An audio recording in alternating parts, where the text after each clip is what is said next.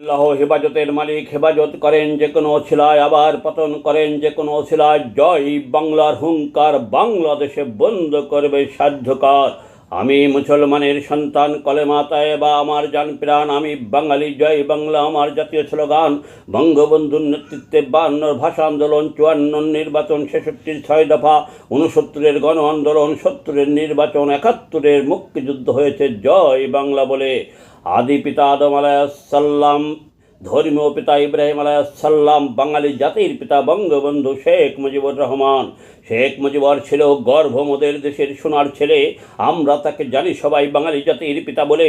বিশ্বজোড়া খ্যাতিতে তার আমরা হয়েছি ধন্য। দেশটা হয়েছে স্বাধীন যাহার স্বদেশ প্রেমের জন্য।